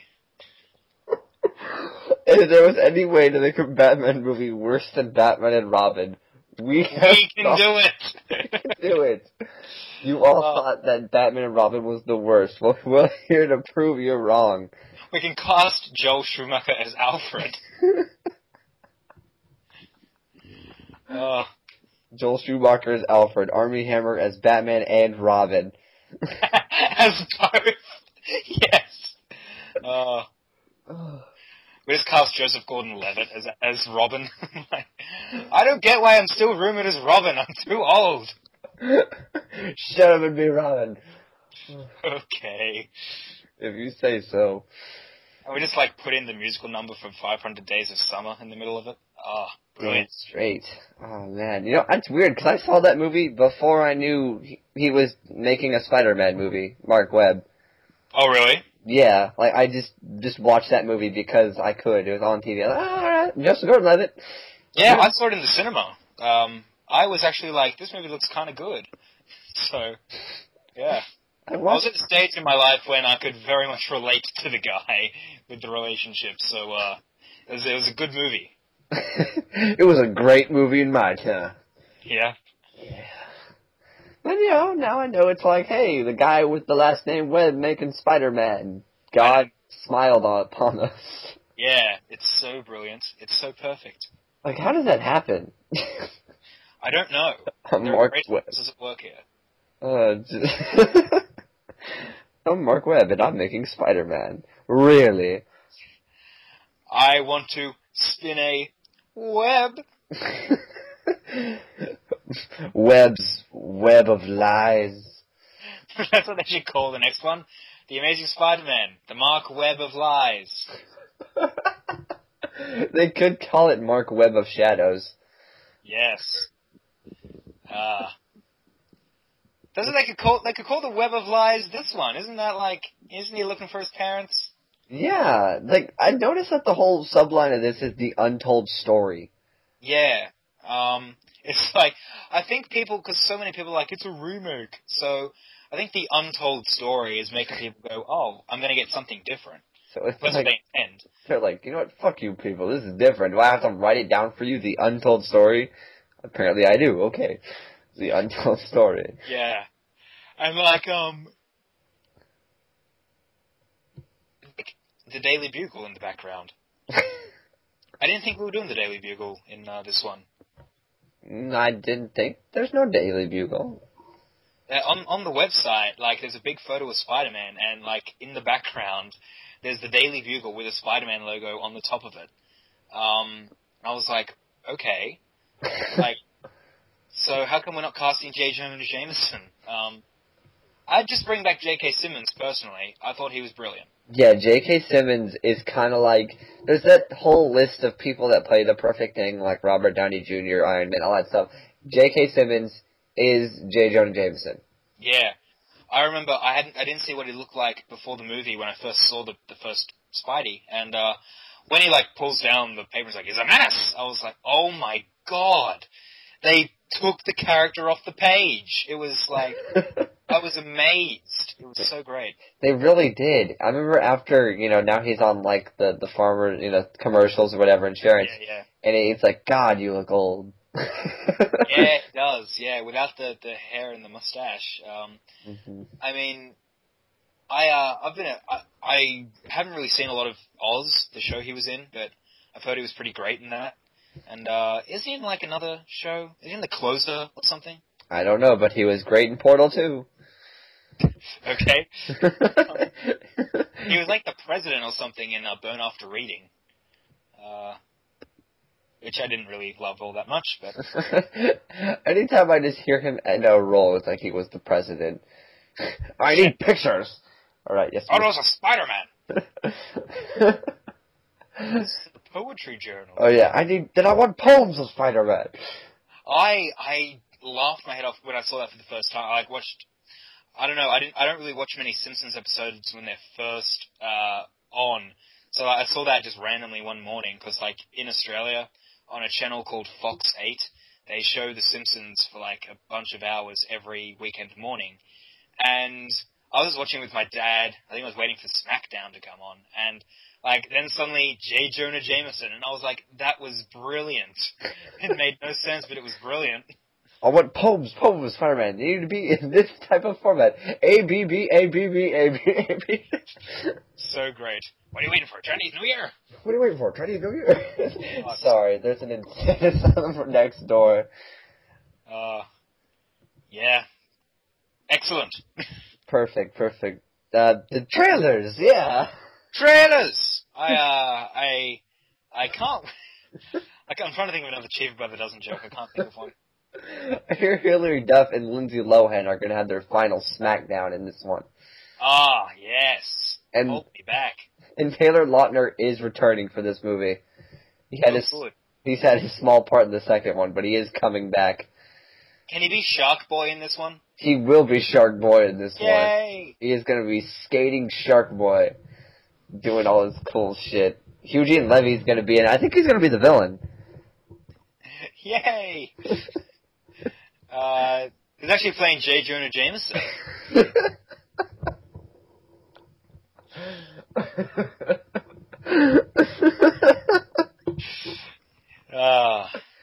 What are we talking about? I have no idea what just happened. I'm about to die. How has it taken us this long to do a video? It's so entertaining. I don't know, people. If you're still watching, I am...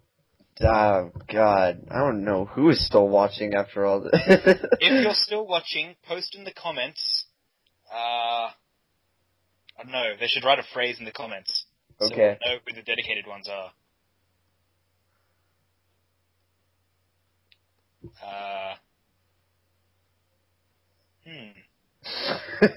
Wait, you need to write a 3-letter password. Yes.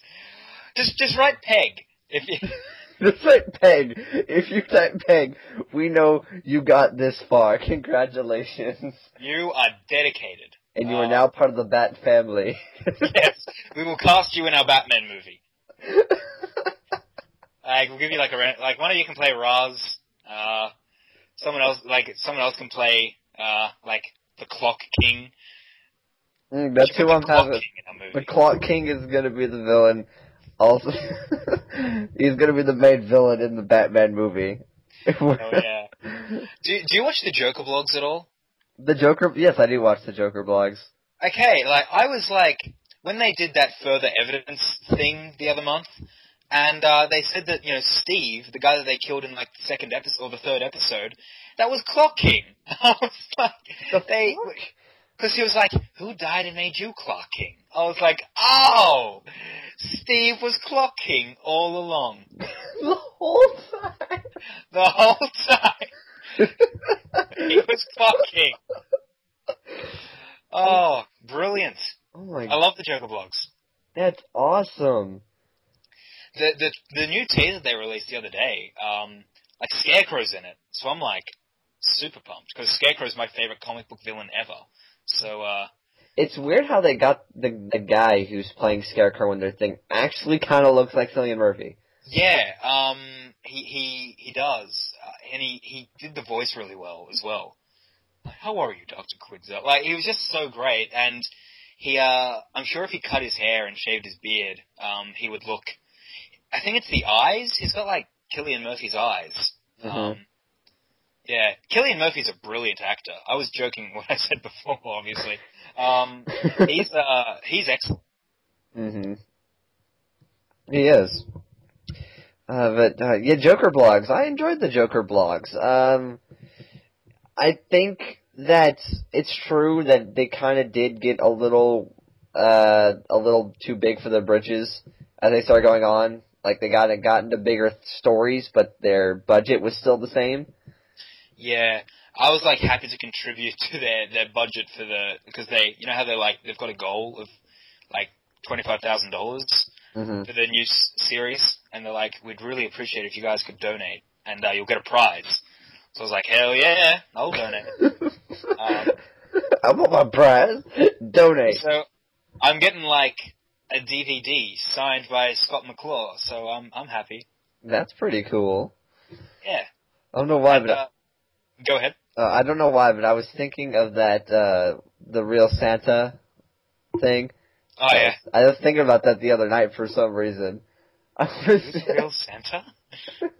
Then why do you dress up like her?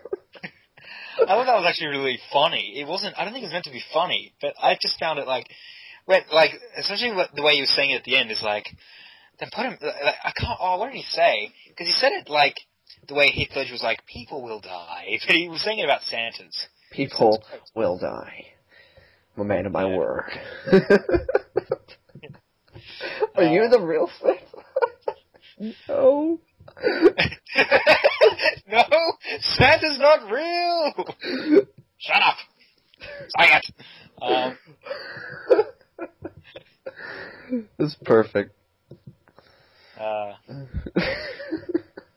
This is just going on forever. Wow. We've been talking for 3 hours. And this video has gone for like 1 of those hours. Mm-hmm. Or 2. It's got 2. Probably at least 2 hours, but I'll upload it probably in 2 parts. Okay. Because I actually can't upload videos past 15 minutes.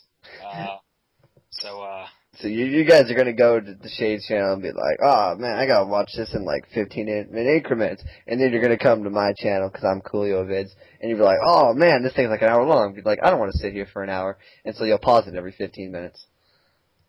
Yeah, that's exactly what will happen, Coolio. So either way, yeah. I'm actually my mouth is dry, so I'm gonna get a drink. I'll be right back. You entertain everyone. I will entertain everyone while you're gone. Okay.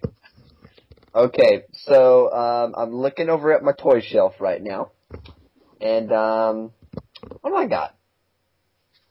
Oh, I got, stuff. You can't talk to any of them, because they can't speak. Let's talk about Shades, okay? So Shades is like this Australian guy from Australia, And apparently his brother was, like, I think sexually harassed by Wolverine and Wolverine Origins. Don't joke about that, that's a serious matter. But yeah, I got a Back to the Future poster. It looks pretty cool. Nice. I have one back in my Australian home. I couldn't think of anything to say, so I spoke about you. That's very kind. It was magnificent. I'm drinking that vitamin water. The red one. I like this vitamin water you guys have in America. I've never had vitamin water. Well, I have a terrible soft drink addiction, so I'm bad. I don't drink water, and I love soft drink. So I mean, I've stopped drinking. I haven't had any soft drink for the past week and a half. I have discovered vitamin water, which is far healthier than soft drinks. So, just a bit. Yeah. I mean, do you guys call it soft drink over here? I think we just call it soda. Soda, yeah. Because it's funny, in Australia, soda is like the soda water. What does that mean? The water with the bubbles. That's soda. That's also soda? What the I don't know what you're saying. Okay. Well, okay. Yeah, I don't know what bubbly water is. What do you guys call it? Bubble water. It's water, but it's got a fizz to it. Sprite. No, not. It's funny. Like, okay, let's talk about like the things that I have learned that I've got to now like say differently. If I were to say to you, "Hand me the tea towel," would you know what I mean? I guess I would hand you a towel that we use when we drink tea. No, it's a dish rag. Then call it dish rag. Dish rag sounds like something a homeless person would use. And dish rag. We just say hand me the rag so we can like wipe down some stuff or something. Well, there you go. I say tea towel, and it's not because we drink tea, and it's not because we call dinner tea time. It's just that's what we call it. And like I said to my American friend, and he's like, "That sounds like something the Queen would use." It is. It's a tea towel. You know, with the tea time, the tea and crumpets and that kind of stuff. Harry Potter and all that jazz. Harry Potter. I love the way Americans say Harry Potter. Harry Potter. See, for some reason, the way Americans like Harry Potter, it just, like because it almost sounds like you guys are saying hair, like hairy, as in like my head is very hairy. Mm-hmm. Like that's to me how I say hairy, but I say Harry the same way you guys say the name Harry. Mm-hmm. That's amusing. Harry Potter. That's how we say it over here in the Americas. You know, actually, yeah, whenever most people say Harry Potter, they have to say Harry Potter. They'll just stop in the little sentence and add an accent. They're like, hey, you see the new Harry Potter movie? You know, it's pretty good. I want people to say that about my name. They can't say ShadesAtKnight. They got to say ShadesAtKnight. ShadesAtKnight. No, not night. It's night. That's how Americans say it. I love my shades at night. I said what? It's a thick Cockney accent. You gotta do the pursy lips, talking to the back of the throat, you can talk like Michael Caine. It's ShadesAtKnight. It's a pretty good review on YouTube. It makes the farm trailers. Shades, why am I not your fan? Talking about the Michael Caine voice? It's Michael Caine. Why am I not in your fan trailers? I was in Batman. Make an Alfred movie. An Alfred movie. We could like beat the crap out of people with with tea rags and stuff. With dish towels. Dish rags and tea towels. Yeah, it'd be like, these are the same things, and he's just swinging at people. I call them tea towels, but Master Wayne likes to call them dish rags. I'm pretty sure in the Lego video game you can use. He has like this dish that he carries, like a platter. Yeah, and you I know. That is the most badass thing ever. Mm-hmm. That's pretty fun. I can't wait for the second one. The Lego Batman 2 DC Superheroes. I'm amazed at how when I first saw that I was like, really? You can't just do like a video game? It has to be Lego. But I mean, people love Lego Batman stuff. Like the amount of videos on YouTube, like stop motion stuff of Lego Batman, it's amazing. People love it. Yeah, they just came out with a new way because Batman's been canceled for the longest time, so it just recently came back. Okay. With new sets and all, and they're really cool because they come with, like, back prints and everything. I'm not the Lego guy in the family, my brother is, like, he will just, like, build stuff, like, it's like, whoa! And so, he's got all, like, the new Lego Batman stuff. It came with, like, I think he's got 2 sets right now. One is the Batwing set, where it comes with the Batwing, and then the little Batman, and then the Joker helicopter. It's basically the scene from the first movie, but it's not. That makes any sense? I get what you mean. And then there's another one where it's a Batman and Catwoman set. Nice. So they look pretty cool. Sounds dandy. Yeah, it's Batman. Yeah. Oh, yeah, stuff that you say in the Australian talk in the Americas. Oh, yeah. Okay. Parking lot. Yeah, it's where you park the car when you go to places. Exactly, it's where you park the car. So I would call it a car park. Oh my god. That's so I told someone I need to pay. Well, my American accent came through then. I said to some, like, I go to school in, I don't want to give away where I go to school, but I go to school in a place, that is, big in the entertainment industry. So I need to pay for parking, so I can park. I said, I need to pay for another month at the car park. And the receptionist is looking at me, and I was like, you know, the car park just outside. And she's looking at me weird, and I'm like, oh, the parking lot. And she's like, oh, okay. I was like, really? You couldn't understand what the car park was? I would think it's like a place where cars go to play, like a park for cars. It's like in the new Pixar movie. It's a car park. Yeah, makes sense. Yeah.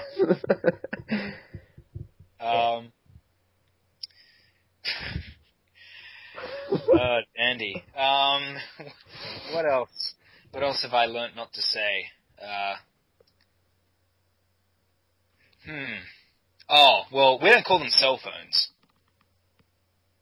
What do you call them? Mobile phones. Oh, I get that. We used to call them mobile phones. Yeah, well, I know you guys say mobile more than you say mobile. It's like, you know, it's like Caribbean. Okay, right. So, yeah, I mean, like, I'll often say to someone, I can't find my mobile, and they're just like, your what? Oh, my cell. I can't find my cell. I don't even know people who say cell. Cellular, but it's also mobile, so, you know. I don't know people who call it cell. Oh, really? Yeah, we just call it phone. Oh, okay, because I have friends who say, I can't find my cell. That's really weird, because we just say phone. Oh, okay. I generally call it my phone. In the South. Yeah, we just say phone, because whenever you say cell, I think of the Dragon Ball Z character. That's just me. Okay. I would think of, you know, the act of selling, but anyway. I can't find my cell. Yeah, doesn't even make sense. Cells. I can't find them. My cells. It's awful. It's a terrible day. Bad joke.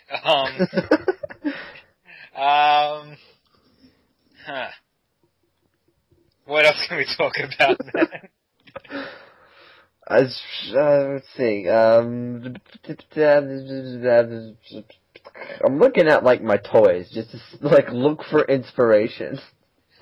I don't have many. I didn't bring many toys over with me, but on top of my TV, I have a bobblehead Batman, and that's pretty cool. He's like crouching as if he's looking over Gotham, but I can push his head and it'll move. It's fun. That's usually what bobbleheads do. That is. It's an astute observation on my part. I got bobblehead. I've got bobbleheads. I got a Boba Fett bobblehead. I got a bunch of Boba Fett stuff. Nice. Yeah, 'cause Boba Fett, best bounty hunter in the league. Let's see. Awesome.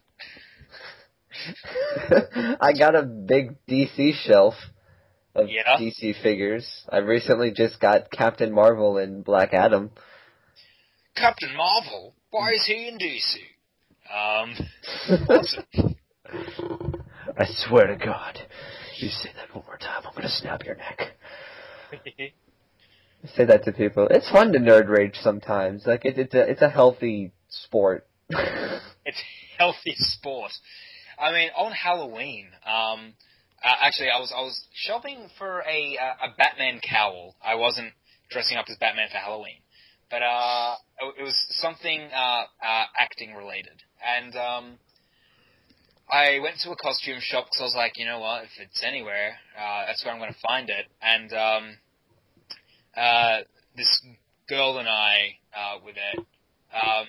She's only my friend, but it's funny the amount of people who just assume if you're with a girl that, she's your girlfriend and you should do, like, couples costumes. That was funny. But we were asking about a Batman cowl, and I kind of found a really cheap one. And it doesn't, like, have a back, but it's kind of cool. And the guy who was, like, at the cash register was like, when you're Batman, like, can you make sure you kill the Joker? Because he's just gonna break out of Arkham. I was like, I'm not in the mood to do this right now. Like, I'm not gonna have a nerd debate with you, sir. I'm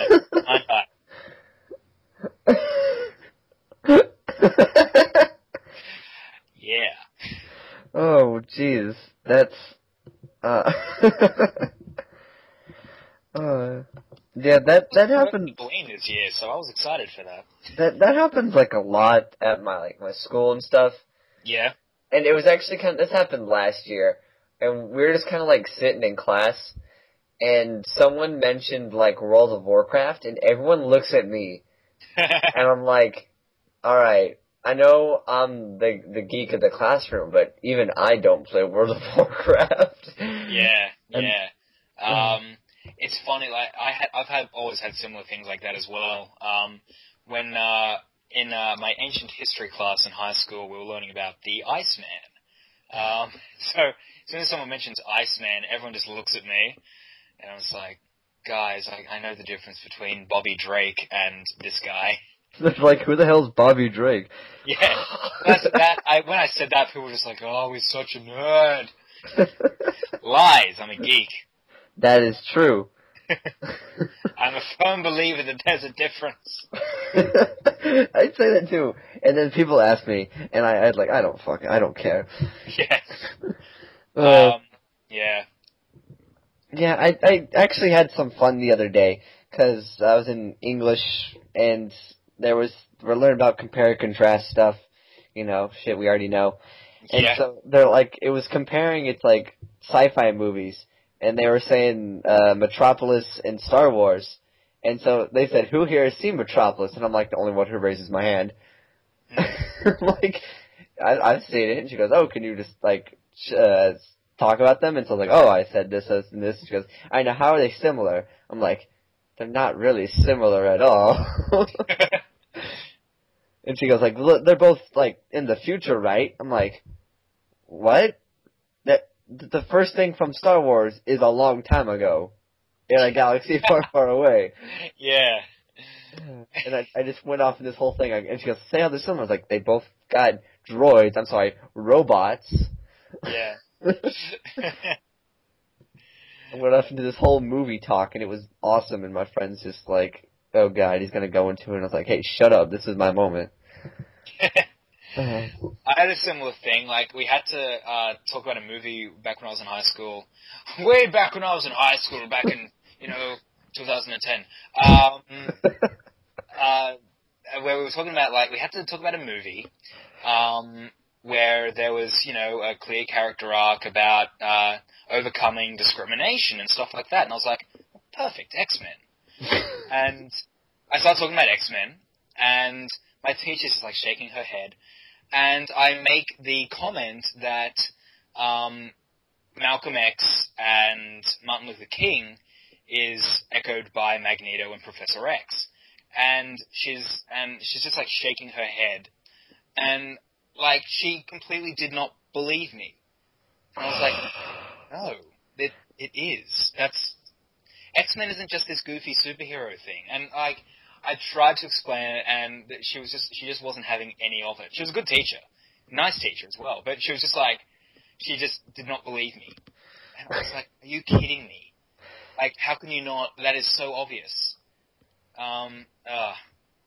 Yeah, I got this really bitchy teacher. And it's funny because in debate, the class of fighting opinions, yes, she won't take mine. Like, we had some quotes about some things, and so I did this real quick. I was like, alright, I'm going to disguise one of my quotes, and then have the other one just blatantly out there. And so I had 2 quotes from Batman Begins. Okay. And so I had one from Ra's al Ghul, and so that one she didn't catch, because she's like, Ra's al Ghul, I don't know who that is. And then I said the next one is by Bruce Wayne, and she goes, Anthony, next time, pick someone that isn't a fictional character. And I'm like, oh, okay, so what about this quote? She goes, that's fine. I'm like, that's Ra's al Ghul, played by Liam Neeson in the Batman Begins movie. Just because it's a fictional character from a comic book movie doesn't mean it's not true. And then I gave a quote from Romeo and Juliet. She didn't say shit about that, so. Yeah, there you go. That's a perfect example. Yeah. I think I quoted Superman for something in my HSC, which is like the Australia's version of the SATs. I quoted Superman. I can't remember what. I think I quoted Superman Earth 1, but I can't think of what I said. And like, no one caught it, so, I think I just made up a name as well, like, said by Jason Chair, or something weird. You look over to each other, Chair. Yeah, I'm looking at my chair right now, that's why I thought of it, like, Jason Carpet. Yeah. That's pretty awesome. Yeah, one of the main things we've involved with is, debating about country stuff and whatever. And so the thing I keep saying over and over again is the needs of the many outweigh the needs of the few or the one. Yeah. And so she's like, she knows what that is. She knows that's Spock right there. Yeah. And so she catches me on that. She's like, no. And someone said, who's that quote by? And I say Leonard Nimoy. And she goes, oh, it's just one of his stupid sci-fi movies. I'm like, you're a bitch. Yeah. And so I'm always hanging out with my friend towards the back of the classroom while we're on our computers, and we were watching the Hunger Games trailer, and he's like freaking out, and so I'm like, oh, so that's what I look like whenever I watch a Batman trailer. So he's like, Anthony, what are you doing back there? And I go, I'm just hanging out in the back with Daniel. Should I be doing my work? Sorry, I'm busy. She goes, Anthony, come here. She's like, why are you hanging out back there? I go, because he's my friend. I don't want to talk to him. Nice. Oh, God. Some teachers are just ridiculous. Yeah. So, movies we hate. Trailers. Some teachers I hate. I completely forgot we were doing a video. We're just completely talking now. People, you can leave, Maybe on that note we should stop and just talk ourselves. Alright, so, yeah, if you're still here, congratulations, type in PEG, and you win a prize. Oh, if you're still here by this point, you gotta type in, there's 2 of me. No, you need to type in, the password is PEG, and there's 2 of me. Yes, if you're still here by this point. Wow, you are dedicated, and I'm guessing you're doing this while doing something else. You were like... You are just sitting at your computer watching this. Wow. And I'm not even going to put pictures. There's just going to be, like, my Coolio vids thumbnail, like my avatar. There's not going to be anything else. You can put a picture of me, like, smiling with, like, and holding, like, a crocodile or something, and I don't know. Send me that picture, and I will put that on there, I swear to God. Oh, I wish it existed, though. I don't know. I don't have a logo. I have that cool thing I created where it's like a whole bunch of superheroes I used to put on my Shedding Shade thing, but I haven't done Shedding Shade in so freaking long. Yeah, I noticed that. I was just going through your stuff yesterday, not your videos, I wasn't, like, at your house. I was, like, going through your videos and whatnot, and I saw, like, Shedding Shade, because, I was on, looking through, I don't know, I was just looking through shit. So I watched that, I go, I have no idea what this series is. So I started watching more. That was a very short-lived series. I should bring it back. I liked the name. One of my YouTube friends came up with it. He's dead now. No, he's still with us. He's a brilliant fan editor. He makes the best Batman trailers on YouTube. He didn't do the Batman Complex, but he does, without a doubt, the best Batman trailers around. So. All right. On that note, we're gonna keep talking, but you go to bed, people. Yeah. Even if it's like 8 a.m. Go to bed. I just got up, but okay. Okay. Well, thanks for watching, everyone. This has been Coolio Vids. And this has also been Shades at Night. And I'll see you all later. And I won't see you, but I hope you'll see me. Ha ha ha!